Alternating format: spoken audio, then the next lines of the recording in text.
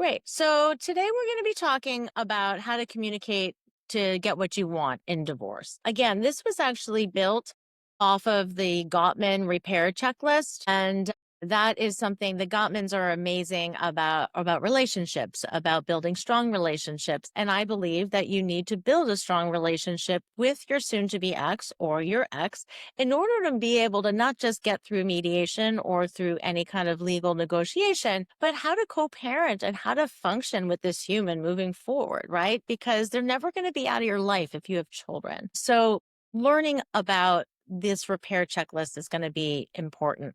For those of you who are new to this and don't know me, I'm Tania Leichliter, and I'm a divorce success coach.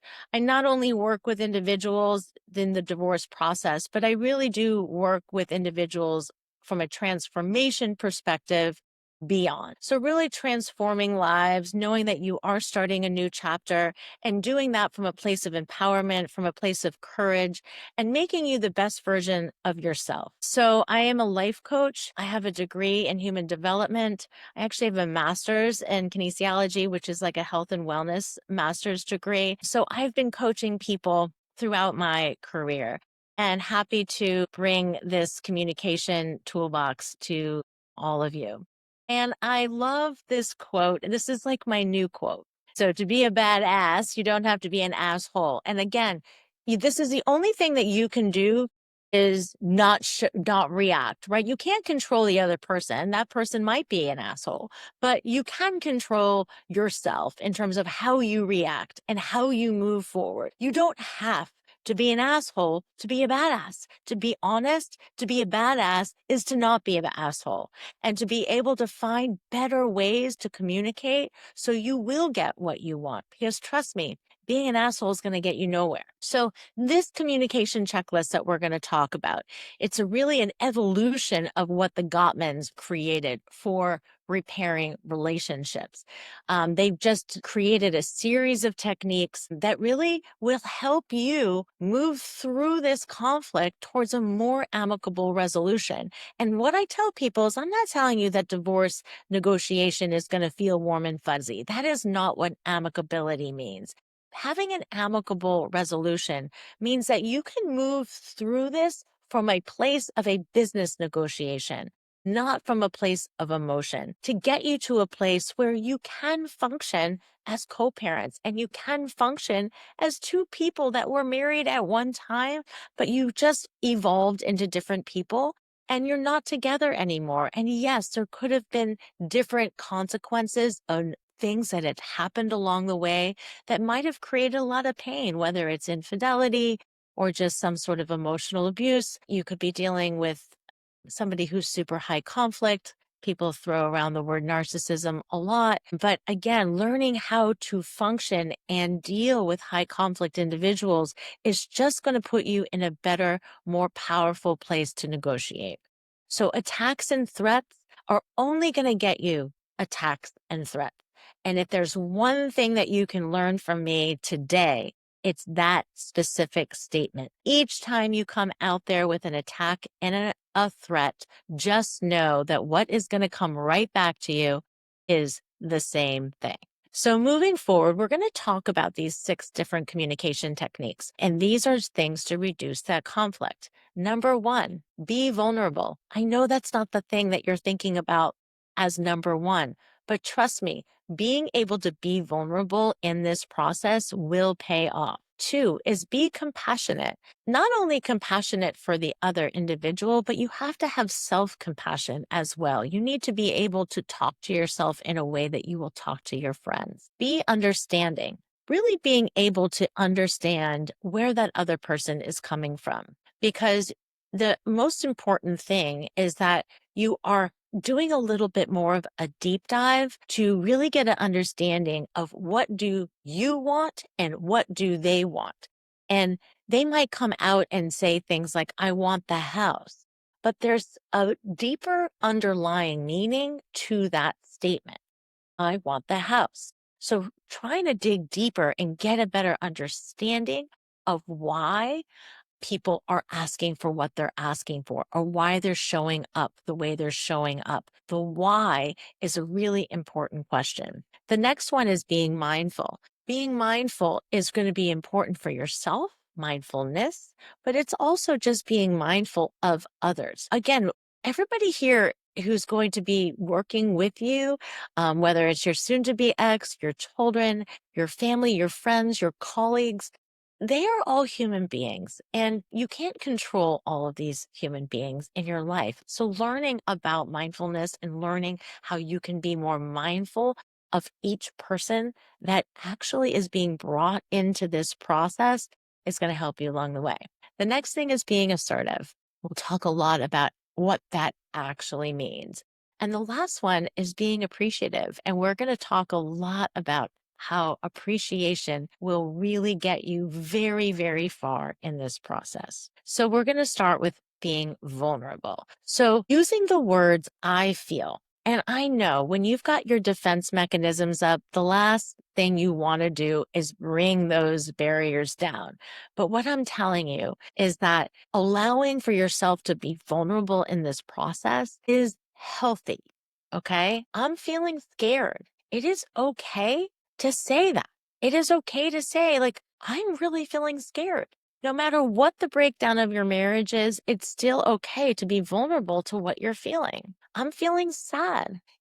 That individual that you're divorcing, they could have been really horrible to you, but it doesn't mean that you're not sad. And you're just sad that it's the end of a chapter. And that's part of the grieving process and being attuned and meeting yourself where you are and voicing where you are in that grieving process also kind of just puts the halt on being able to be ready for that legal negotiation. So processing your emotions is going to be very important, and being able to express those emotions in the process is important to get what you want.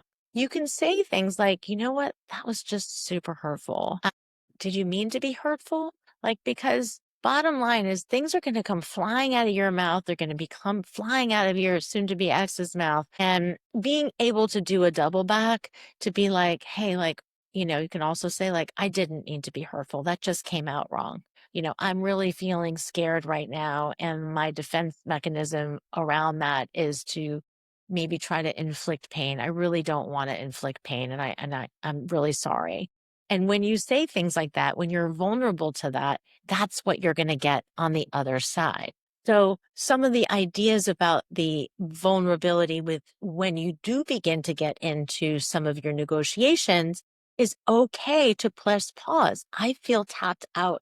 My tank is completely empty. I am emotionally exhausted. Can we just shelf this for today and just come back to it? I just have to regroup.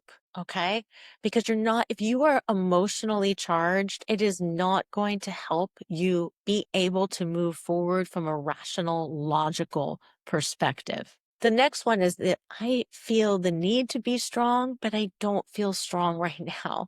And just like letting loose and letting them know, like, I know I need to be coming forward with this place of strength, but like today's just not a good day. And 5 other things could have happened today. You could be having to get up to go to work. Your boss could have laid a stack of paper on your desk, called home from sick, and was puking all over the bathroom because I had the stomach bug. And you had an appointment with the mediator that afternoon. It's okay for you to be like, oh my God, my bucket is so full. I just cannot take another drip in my bucket. Okay. Be vulnerable. Allow for the other person to understand where you are. The other thing is sometimes you're just going to be blurting stuff out and you need to catch yourself, and you can just say things like, I feel frustrated. I'm not blaming you. I know this isn't your fault. I'm just frustrated. And that's okay. Okay. But definitely make sure that it doesn't all come out as if you are this victim and you're blaming the other person for how you're feeling. Because when you blame somebody else for how you feel, you are giving them all of the power over your emotions. Okay. They are in a power position when you blame somebody for how you're feeling. So, in order to take back that power, you need to take accountability and responsibility for your own feelings. Nobody can make you feel a certain way. Okay. Nobody can make you feel a certain way. It's how you are thinking about what is happening in your life that's making you making you feel. So just remember that.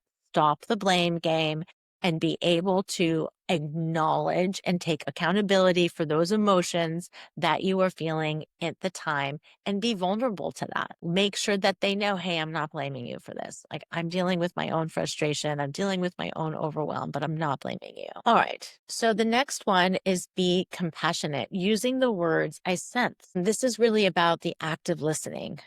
Tell me what you hear me saying. Like, because somebody might be hearing you differently than what you actually mean, because you want to make sure that the interpretation of what is being heard is actually what you meant. So you want to use words like, what I hear you saying is X.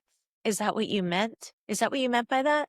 But you say it in a way of checking for understanding, not in a tone that says, wait, are you serious? Did you really mean that?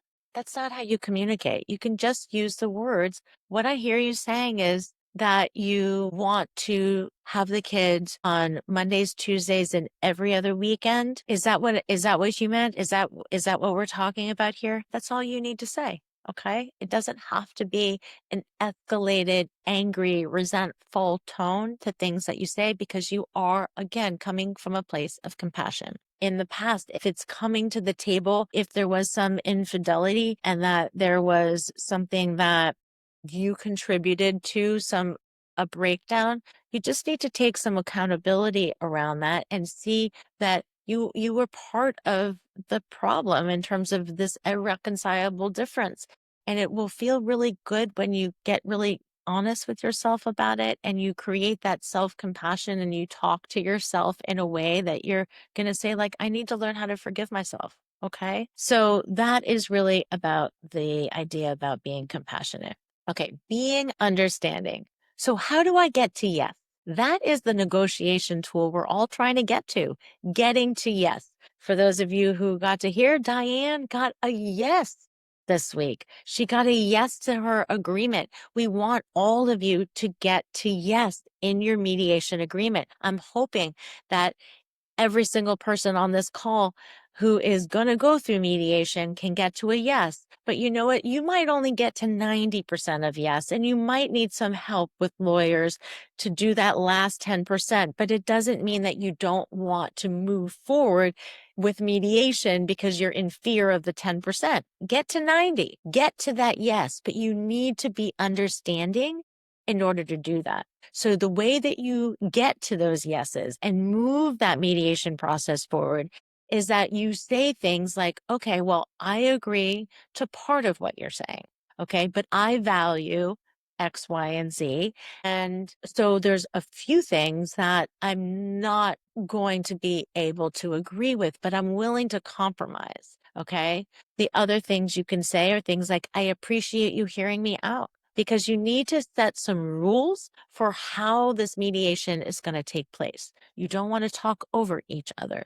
You want to take turns. Maybe you do some caucus mediation, meaning that you're going one-to-one with your mediator and allowing her to reiterate to each of you what the other person said by drawing some meaning if you feel that your boundaries are not being listened to.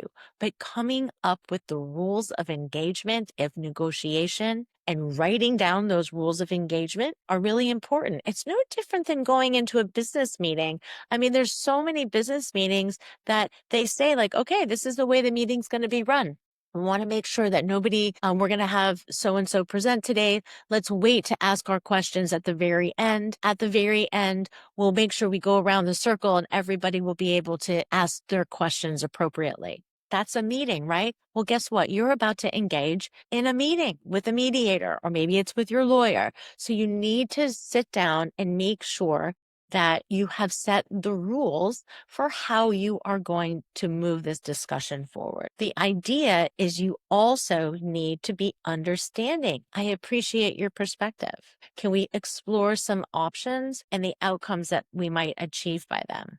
Right? Can we agree to include both of our views in creating solutions? What you want to make sure is that you're focused on the solution and not on the problem. If you can't get off the problem hamster wheel, if the problems are where you keep going around and around and around, I want you to press pause and I want you to regroup and I want you to be able to say, you know what? I think we're really stuck here on the problem, but we need to be thinking about solutions. I hear your perspective and this is mine. Let's just kind of write them both down and get a deeper understanding of maybe why each of us are having these perspectives. Like I gave that example. I want the house. Well, why do you want the house? Well, I want the kids to have a secure, stable environment. Okay. Well, can we create a secure and stable environment for our children without you staying in the house? Is that even possible? And let's explore it. So, again, I want you to stay very open minded and be very solutions oriented and getting an understanding for what is happening beneath the request. Okay. Because if you dive deeper, I bet you will recognize and see some potential pinholes that you can begin to open up a little bit more to get some light through those, where something that you thought was the end all be all might have alternative solutions. Okay. So please check for understanding. Make sure that you're listening and that you're not always talking and that you can understand each other's perspective. Okay, be mindful. You have to be mindful of your emotions, okay? Your emotions are going to be running rampant during this process. And you have to understand that you need to find ways to calm yourself down. Now, you cannot control your soon to be ex, okay? You absolutely cannot control them.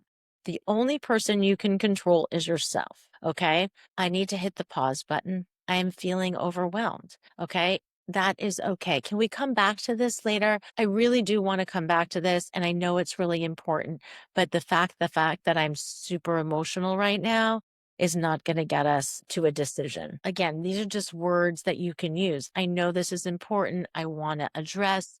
I'm not feeling in control right now. Can we just allow some space for me to regroup and maybe we could just change subjects or just move forward to the next line item? And then we can either come back to this today or maybe we just wait till our next session. The biggest one is the drops in the bucket. And I said that before, but recognize when you step into mediation what your day has been like, what your week has been like, what are you balancing in your life? And if you have too many drops in your bucket, that one little thing is just going to set you off, you might want to reschedule that mediation, okay? Because the drops in the bucket are real, okay? Like if you got a flat tire on your way to work and you got to work and you missed your meeting, and then because you missed your meeting, you had to reschedule for the end of the day, which made you late for picking up your kid from school. Again, these are all things that potentially are unavoidable.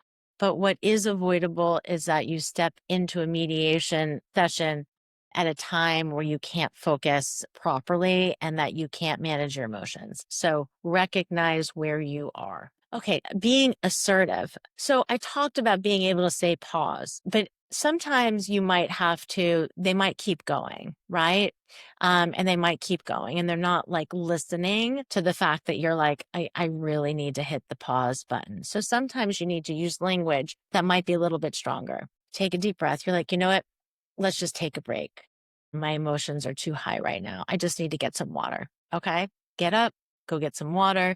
Sometimes, whether you're doing your mediation on Zoom or you're doing it in person, some of the other words is, okay, you know what? I've totally hear you. And we are not really focused on the solution right now that's going to work for both of us. So if we can just agree to disagree for right now and then try to allow for us some more space so we can come back when we potentially have had some time to think about some alternative solutions. That is, again, a little stronger. Let's agree to disagree for now, but we know we need to come back to this. The other one is sometimes you're going to start to get off track. A lot of times you're going to get off track. Trust me, you're going to start talking about this and hopefully the mediator will catch you and try to bring you back to what you're supposed to be focused on. But if they don't, again, if you notice it, you can just, just kind of put your hand up and be like, I think we're getting off track. Do you think we can regroup on what we were just talking about and just write down, this next subject so we can move forward and talk about that? But I think we need to finish up what we were just talking about. Again, emotions can be starting to run high and you could start getting into emotional discussions, which you do not want to do. These need to be factual discussions you're having from a legal perspective. And if once you begin to hear some emotion in your voice or the other one, again, that is called getting off track. Okay. It doesn't matter, why you're getting divorced when you're moving into your legal negotiation, because you just need to get through the process of coming to an agreement. And the emotional stuff that's, used for therapy for yourself or for coaching, we can help you process your emotions, but it doesn't happen in the legal process. And this one's my favorite one because I have to say that this has been my secret weapon throughout the entire divorce process, recognizing the good. I even did it today to my ex-husband. We have 2 kids. They both have cars. The cars have been this thing has gone wrong, that thing has gone wrong. And, it's created stress for the family because this kid has to be there and this kid has to be, there, and they both work. And my ex has made a real effort to make sure that these cars are running for these kids. So it doesn't put stress on me, it doesn't put stress on him, that we can continue to function our own lives and that they have safe wheels to do. And he's been like rebuilding cars and getting parts. And I just really appreciate the fact that he's doing that and that he's saving money by doing a lot of the work himself. And I just let him know today. I just said, thank you. I just want to let you know, I am so appreciative that you've put so much time and so much effort into rebuilding these cars and making sure our kids have a safe place, a safe ride to drive on. And he's like, thanks. That means a lot. Okay. That's what he said. Thanks. That means a lot. And again, people just want to feel appreciated. You want to feel appreciated too. And the more you dish it, the more you're going to get it back. But you can't have the expectation that you're going to get it back, but it definitely will calm the waters. Okay. Don't focus on what they didn't feed your kids, you know, how they dressed them. Maybe they didn't brush their hair. Maybe they didn't set up a play date, or they set up a play date with the wrong kid, or maybe they took them to the wrong birthday party. You know what? If they took them to the wrong birthday party, make sure you're like, you know what? I'm really appreciative that you took Sally today to the birthday party. I think it's super funny that you went to the wrong party, but I really do want you to know that I'm so appreciative that you actually were able to get her there today. And just laugh. Okay. If your kids eat peanut butter and jelly at your soon to be exes, and, don't make it a big deal. If the kids are having a hard time with it, be supportive in terms of, hey, you know what, Sally, I really like this mac and cheese recipe. I'm just going to send it to you. And maybe it's something that you guys could cook together. I really appreciate you making this effort to cook. I know it's not something that comes naturally to you. So so again, be appreciative of them trying to do new things. And, anytime someone's flexible, you want them to be flexible because you're going to need flexibility in your own life. And as soon as you put the brakes on not being flexible, guess what? They're not going to be flexible for you. So being able to say, hey, if you're ever like in the need, make sure I have like first right of refusal. I'd love to be able to support you when I can. And, don't have the expectation that they're going to do it. But again, if you show flexibility, they're hopefully going to show some flexibility. So really just going out of the way to notice the good and not super focused on all the bad. And that will definitely go a long way.